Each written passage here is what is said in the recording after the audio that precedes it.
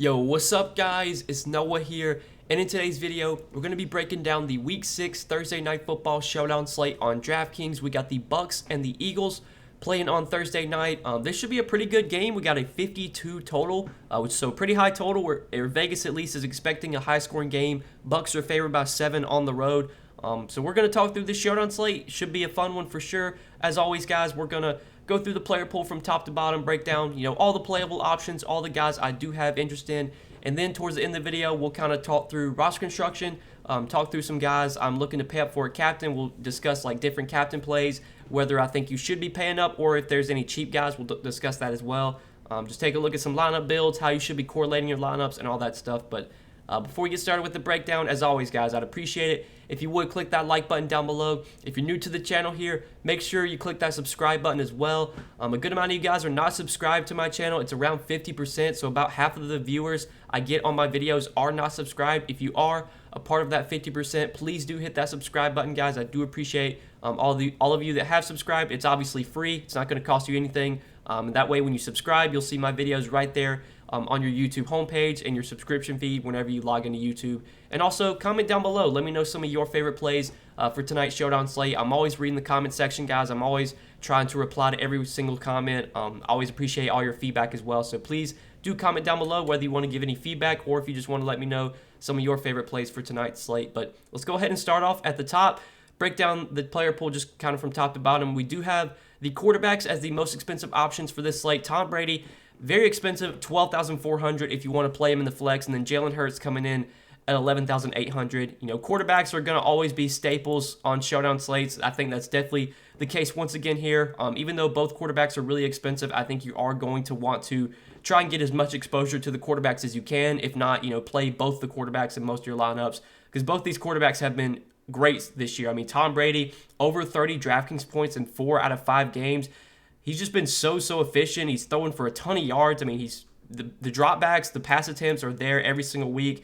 50, 36, 55, 43, 41. Like, even in a game last week where the Bucs won by 28 points, Brady still threw the ball 41 times. Like this, the Bucs are not taking their foot off the gas pedal. When they're beating teams, like they're just going to keep throwing the ball. They're just going to keep scoring. So, yeah, Tom Brady, even though, he doesn't really have like any rushing upside, even though he's just a pocket passer, this guy still can throw for 350 yards and multiple touchdowns any week. He's got at least 3 games this year with at least 4 passing touchdowns, at least 3 games this year with over 350 yards. So, yeah, Brady's been amazing this year. He's definitely a top option for me. And then Jalen Hurts I have a lot of interest in as well.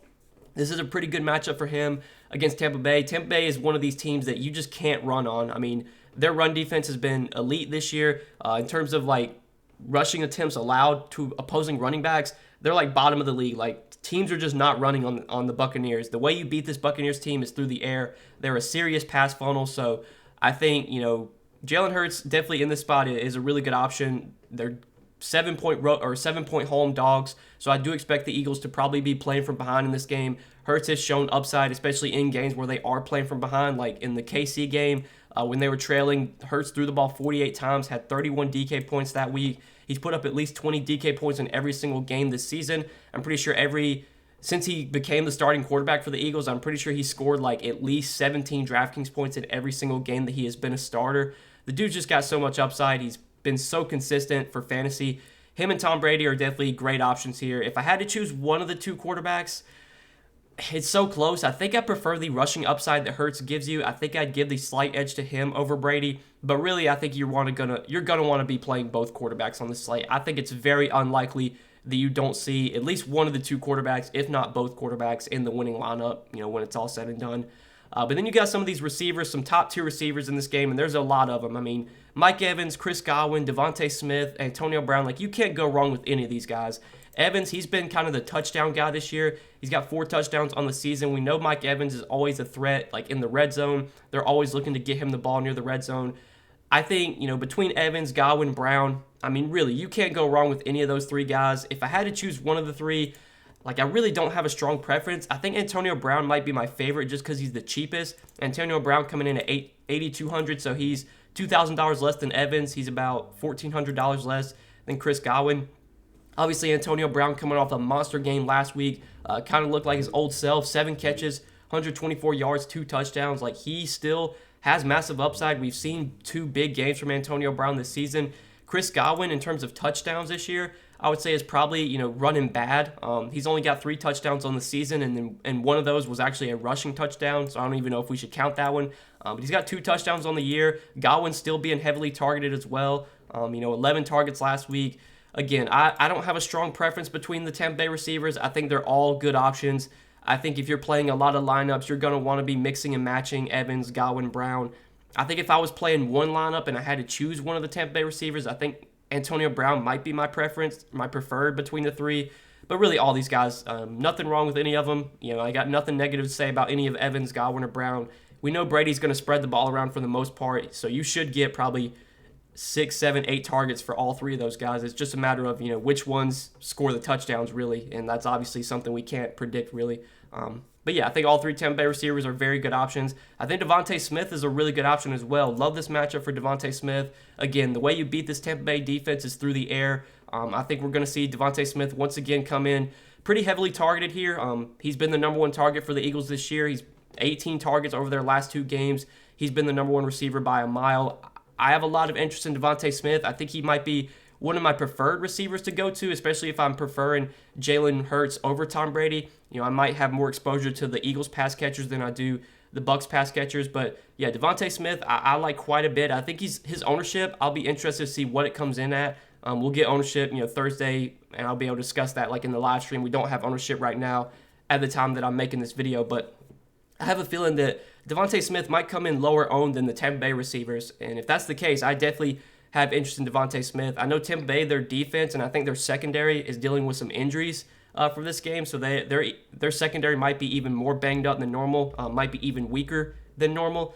So definitely like Devontae Smith. Really, all these receivers, though. Mike Evans, Godwin, Smith, Brown, all firmly in play on this Showdown slate. Then you get Leonard Fournette coming in at 7,800. I think Leonard Fournette is a pretty strong option here. This Eagles team so far this year against the run, they've definitely been a team you can run on in terms of rushing yards allowed to opposing running backs. They are top 4. They've allowed 612 yards to running backs, which is 4th highest in the league.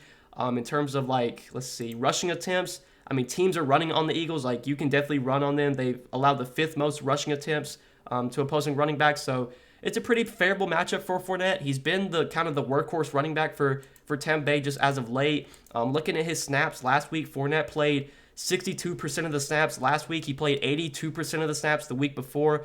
Even with Giovanni Bernard back last week, Fournette was still heavily utilized. They used him a lot in the passing games as well. He's been he's been their goal line back pretty much. He's been a guy that they're using in the passing game as well. 12 carries last week, 5 targets. He did get a goal line touchdown.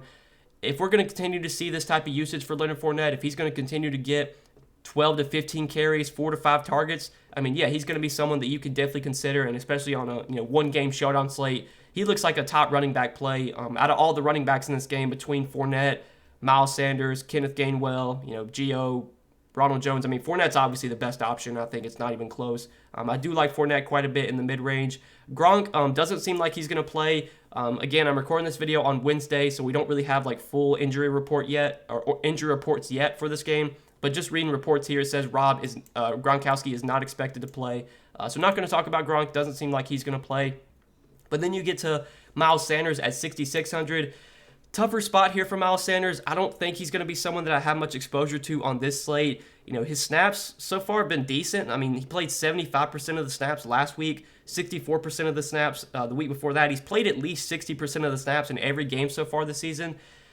He's not getting as much volume as I would like. Last week he did get 16 touches, but only 10 touches the week before that. Again, the matchup's really tough. I think Miles Sanders is just more of a contrarian option. I think he will be pretty low owned on the Showdown slate, but again, tough matchup. Tampa Bay's been one of the hardest teams to run on this year. In terms of rushing yards allowed to running backs, I'm pretty sure they're bottom in the league, best is what I'm saying. Yeah, they've allowed only 198 rushing yards to running backs, which is the best in the league. It's just a tough matchup for Miles Sanders. Even if he gets 15, 20 touches, I don't think he's going to be very efficient. I think you're going to need him to score 1 touchdown, if not multiple touchdowns, to really put up a ceiling game. I would just rather get to Fournette if you can find the salary. But let's talk about some of the value on the slate. Go 6K and below. So Dallas Goedert got put on the COVID list on Monday, and it doesn't seem like he's going to be able to play come Thursday. at least the chances of him playing are pretty unlikely, given that he would have to test negative like back-to-back days. So I'm expecting Dallas Goedert to be out. We're going to talk about Zach Ertz, who I think is a really, really good value. But then you got Gio Bernard at 5,200. Gio Bernard, probably not going to be someone I go to on the slate. He's just too expensive for his workload. He's going to be used in the passing game a good amount, but you're going to need a touchdown from him. He scored a touchdown in back-to-back games. Weeks 1 and 2, he did not score a touchdown and only finished with 3 DK points those weeks. So, yeah, there's no way I'm paying $5,200 for Gio Bernard. I mean, last week he only played on 23% of the snaps. For him to get there, he's going to have to score a touchdown, so I'll just bank on that not happening. Jalen Reagor, Quez Watkins, I'll kind of group those two guys together. Reagor and Watkins, I think, are both playable. I think they're both, riskier options. The targets for Reagor and Watkins have not been great. Like last week, you got 5 targets for Jalen Reagor. Quez Watkins, on the other hand, only saw 3 targets. In terms of their snaps, I think Quez Watkins actually did play more snaps than Reagor did last week.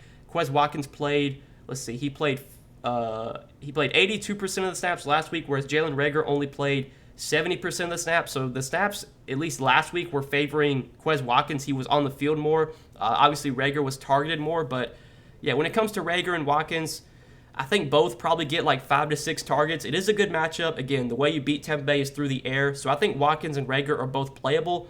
I think they're kind of I don't want to say dart throws, but I would say they're riskier options. I don't feel great about either one, but they're going to be on the field enough. They're going to see enough targets to where they can at least put up a big game. Obviously, they could always catch a touchdown. So I think Reagor and Watkins are playable. Between the two, I think Quez Watkins gives you a little bit more upside. I think he's a fast, he's really a speedy receiver. He gives you that big play upside. So maybe I would take him over Reagor. But yeah, both are playable for me. Cameron Brate at 4,800. Even with Rob Gronkowski out these last few weeks, Brate's just really not involved much. I mean, last week Cameron Brate only played 38% of the snaps. The week before that, he did play 64% of the snaps. But still, I mean, he's kind of touchdown or bust. Cameron Brate's not going to be a guy that catches 7 balls for 100 yards. He just doesn't have that kind of upside. He's going to need to score a touchdown. I mean, he's touchdown or bust. If you want to play Cam Brate, I think he's fine, but I probably would rather just get to Reagor or Watkins, who give you, way more upside. They give you big play upside, whereas Brate doesn't really have that. The kickers are fine on this slate. I think there's better value. We're going to talk about Zach Ertz, who I think is a really good value. I would probably rather play Reagor or Watkins as well, but I think the kickers are fine to go to. The Bucs defense, I don't think I'm going to go to. Both defenses in this game, I don't have much interest in. Tom Brady doesn't really turn the ball over much. Same with Jalen Hurts. It's expected to be a lot of points scored here. There's always potential for a pick six, a scoop and score, sack, fumble. Whenever it's a high-scoring game and there's a team that's going to throw the ball a lot, there's always potential for an interception, pick six, but I'll just bank on that not happening. I don't think the defenses are going to make my player pool for this slate. Zach Ertz, though, definitely going to be in my player pool, and I think is probably by far the best value play on the slate. Since we did get word that Dallas Goedert is going to be on the COVID list, that Dallas Goedert will probably be unlikely to play, is not going to play come Thursday. I mean, that makes Zach Ertz a clear value. So far this year, when it's come to the tight end snaps for Goedert and Ertz, it's been pretty even. Last week, Goedert played 67% of the snaps, Ertz played 60%. Goddard's kind of led this tight end snaps, when it comes to snaps. Goedert has played more than Zach Ertz, but obviously now we're accounting that Dallas Goedert is not going to play, which I think is going to make Zach Ertz pretty much an every down tight end. I mean, he's probably going to be on the field for just about every single snap. He's already been getting pretty good volume, 7, 8, 6 targets these last 3 games. Now you take Dallas Goedert out of the equation. I mean, Zach Ertz for 3,200 is a top value play. I think he's captain viable. I think he has the upside to be a winning captain on this slate, especially with how cheap he is. So, love Zach Ertz. I expect him to be really popular, but it's kind of for good reason. Clearly, DraftKings was not able to adjust his price. They put pricing out before the Goedert news came out. If DraftKings would have known that Goedert was going to be out, Zach Ertz would probably be like $6K. So you're definitely getting a big discount on him. He's a clear top value play on this slate. But then after Zach Ertz, there's not too much else I really like. Kenneth Gainwell, again, tougher matchup. He doesn't really get much opportunity. I mean, he's the backup behind Sanders. Again, Sanders snaps. He's been playing at least 60% of the snaps every single week. Kenneth Gainwell last week only played 24% of the snaps. He's touchdown or bust pretty much. If you play Kenneth Gainwell, you're pretty much hoping for a touchdown, or you're hoping for Miles Sanders to get benched or something. So I don't think I'm going to go to Kenneth Gainwell. Ronald Jones is just not involved at all. I mean, last week he only got 6 touches. He's playing less than 20% of the snaps. It's been 3 straight games now for less than 20% of the snaps for Ronald Jones. I mean, his involvement in this offense just it keeps going down every single week. So really no interest in Ronald Jones. And then OJ Howard, even with Rob Gronkowski out, like OJ Howard's just not really involved. He's kind of like a touchdown or bust play as well. You know, between Cameron Brate or OJ Howard, honestly, I think I'd rather play OJ Howard just because he's a lot cheaper. I think both guys will play similar snaps. I think they'll both see a few targets. You're basically just hoping for a touchdown. I think OJ Howard is the more talented between him and Brate. So, yeah, if I had to pick one of those punt tight ends, I think OJ Howard is playable. He's not someone I have much confidence in, but if you do need a really, really cheap option for only $1,400, he's going to play probably 60% of the snaps. He'll probably see a few targets. You're hoping he catches a touchdown. I think that's fine, but the rest of the player pool is pretty much, nobody else is pretty much in play for me. I think that just about does it for really all the playable options, or at least all the guys I have interest in. But before we talk about roster construction, guys, before we get to that part of the video, I do want to go over to Prize Picks, talk about a few picks I do like over on Prize Picks for this Thursday night game. For those of you that have not checked out Prize Picks yet, if you would like to, you can sign up for Prize Picks. Make sure when you do sign up, use promo code NOAH. That way you will get your first deposit match up to $100. So that way, if you deposit $100, you deposit $50, you deposit whatever it may be, anywhere from up to $100, Prize Picks will match your first deposit, and they'll give you an additional, $100, $50, whatever you deposit. They'll give you that plus what you deposit, you'll get that to play with. So they're basically doubling your deposit. Sign up, make sure you use promo code NOAH when you do check out Prize Picks. And Prize Picks, for those of you that haven't checked them out, very simple. You just pick the over or the under. They have player props. They have fantasy point projections for just about every single player that you can imagine. Obviously, they have a ton of stuff up for Thursday night's game, pass yards, rushing yards, receiving yards, whatever it may be. You just pick the over or the under. So a couple picks I like for Thursday night's game. One I like a lot is Leonard Fournette over 22.5 receiving yards, If we look, the pass game involvement for Leonard Fournette lately, it's been great. He's been getting good volume in the passing game. He's been playing a large majority of the snaps. 3 targets, 5 targets. He's gone over 22.5 receiving yards in every single game this season. If you look at his receiving yards, he's gone over 22.5 every single game. Again, even with Gio Bernard back last week, Fournette was still heavily involved in the passing game, still got 5 targets. I like over 22.5 receiving yards for Leonard Fournette. That's one pick I like. And then a couple more I like. Over 13 fantasy points for Devontae Smith. Again, we talked about how good of a matchup this is for Smith. The way you beat this Tampa Bay defense is through the air. They're dealing with some injuries to their secondary right now. Love Devontae Smith here. I think he's going to obviously continue to lead this Eagles team in targets. Got 8 targets last week. Probably sees another 8 to 10 targets here. We know Devontae Smith has big play upside.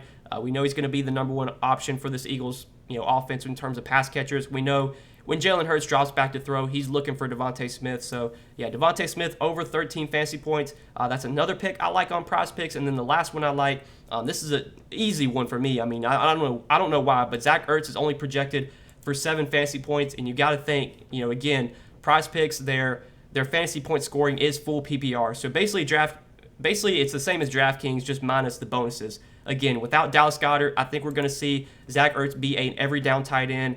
I don't know why he's only projected for 7 fantasy points. His projection should probably be like 10 fantasy points. I mean, you're getting a huge discount right now. I would assume that as we get closer to Thursday night, you're going to see this projection rise on Zach Ertz. So you definitely want to get in on that now while it's still at only 7 fantasy points. So over 22.5 receiving yards for Leonard Fournette, over 13 fantasy points for Devontae Smith, and then over 7 fantasy points for Zach Ertz. Those are 3 picks I like for Thursday night's game. Again, guys, if you want to tell me on these 3 picks, if you want to check out Prize Picks, use promo code NOAH. When you sign up over there, you'll get your first deposit match up to $100. You can tell me on these 3 picks. You could do a power play, which would pay out 5x. So if you put $20 down and you get all 3 picks right, that would win you $100. Or you could do a flex play. This is a little bit safer way to play it. If you go 3 for 3 on a flex play, you get $45. But even if you don't get every pick right, even if you only get 2 of the 3 picks right, you would still win some money. You would still get 1.25x, which I think would be like a little bit over $20. So you would win a little bit of money if you go 2 for 3. But you can choose how you want to play the picks. You can make some picks for yourself. But make sure, check out Prize Picks, guys, if you have not yet, and use promo code NOAH over there. They are the sponsor of this video. We partnered up with Prize Picks, a couple months ago. They've done me nothing but good. They've been great to my channel, great to me. And I know a lot of you guys have checked out Prize Picks as well. A lot of you guys have been able to make a lot of money on Prize Picks, which is obviously something we'd love to see. But yeah, before we end the video, want to hit on roster construction, kind of talk through how I'm looking, to approach this slate, who I'm looking to play at captain. When it comes to captain for me, I tend to focus on running backs, receivers, tight ends, pass catchers in general. Quarterbacks at captain are not normally the route that I go, unless it is, dual threat, like quarterbacks that give you dual threat upside, that give you rushing ability. So like a Jalen Hurts, I could see playing a captain because Jalen Hurts can, he can throw for 250 yards, 2 touchdowns. He can have a passing game that's not, crazy enough to where like the receivers, you have to have the receivers. So like let's say, for example, Tom Brady throws for 300 yards and 4 touchdowns tonight. That's probably going to mean that his receiver, one of his receivers is going to be the winning captain, because if one of his receivers has 8 catches, 125 yards, and 2 touchdowns, you're going to need that receiver at captain before you need Tom Brady at captain. Whereas Jalen Hurts could throw for 200 yards, 2 touchdowns. None of his receivers do that well. And then he runs for 80 yards and a touchdown and still puts up a massive game. So I think if you are going to play a quarterback at captain, I think playing Jalen Hurts at captain definitely makes sense. You could play Brady at captain, but I would probably be a lot more likely just to play his receivers. But like all the receivers, man, Mike Evans, Godwin, Devontae Smith, Antonio Brown, like all those guys, in my opinion, are captain viable. I think Leonard Fournette is someone you can use at captain as well. And then if you want to go cheap at captain, I really like Zach Ertz as a cheap captain option. I think Zach Ertz without Dallas Goedert, has upside, has 7, 8, 9 target potential. We could see him even get double-digit targets. Zach Ertz is always a threat in the red zone to score a touchdown. At only 4,800, I definitely like him as a cheap captain option. And then, when you play Zach Ertz at captain, you've got plenty of salary. Like you could play both quarterbacks, which is something I like doing on this slate. You could probably fit in one of these top-tier receivers, whichever one you want to go with. For the sake of this video, we talked about Antonio Brown. I think him and Devontae Smith are probably my 2 favorite receivers, but really you can't go wrong with any of these guys. Let's just plug in Antonio Brown, though. That leaves us 6,400 left per player for our last 2 spots. Plenty of ways we could go here. Like we could probably get, like if we wanted to play Devontae Smith, that would leave us enough to play, well, really wouldn't leave us much. We wouldn't be able to get a kicker, but we would be able to get like O.J. Howard, which I guess you could do. Or we could drop down to Devontae Smith, play like Leonard Fournette, and then that would leave us enough to play like a Jalen Reagor or a Quez Watkins, which I like a lot. So that's a build you could do right there. I mean, obviously, if you're zeroing out your salary, pretty likely that lineup's going to be duplicated, and a lot of other people are going to have that lineup as well. So obviously take note of that. But if you wanted to get a little different, you could maybe play Quez Watkins, leave some salary on the table, or you could drop down to like one of the kickers, give it even a little more contrarian. But really, there's a lot of ways you can play around with builds for this slate. This is definitely one of those slates where, man, there's a lot of ways you can go. There's a lot of viable captains. I think Jalen Hurts, Mike Evans, Chris Godwin, Devontae Smith, Antonio Brown, Leonard Fournette, Zach Ertz. Like I think that's 7 viable captains that I would probably have in my player pool. And then even like maybe you could use like a Jalen Reagor or a Quez Watkins, as a lower owned captain. Those guys definitely have upside. It's just a matter of if they can get into the end zone once or twice, which could happen given they're both playing, 65, 70% of the snaps. But this should be a pretty fun slate, guys. I think I broke everything down, kind of talked through roster construction, all the viable captains on this slate. Did want to mention, I say this in every video, if you're playing a receiver at captain, you always want to pair the quarterback with the receiver, because if you're assuming, let's say you play Mike Evans at captain, if you're assuming that Mike Evans has a big game and catches 10 balls for 120 yards, 2 touchdowns, obviously that means that Brady is throwing for 120 yards and throwing those 2 touchdowns to Mike Evans as well. Normally, if a receiver has a big game and is the winning captain, that's probably going to mean that the quarterback is also, going to be a part of that lineup as well, because the quarterback is throwing the ball to the receiver. So any Mike Evans captain lineup should probably have Brady. Any Devontae Smith captain lineup should probably have Devontae Smith. That's something that I always do on Showdown, is correlate my receivers with my quarterback if I'm playing a receiver at captain. But I did want to hit on that real quickly, but appreciate you guys watching. I hope you enjoyed the video. If you did, click that like button down below. Click that subscribe button as well, guys. And be sure to comment down below in the comment section. Let me know some of your favorite plays for tonight's Showdown slate. If you ever want to leave any feedback or any comments, I'm always reading the comment section. I appreciate all your guys' comments and feedback. So you can do that down below. But again, thanks for watching, guys. I hope you enjoyed. We will see you in the next video. Good luck tonight. Peace.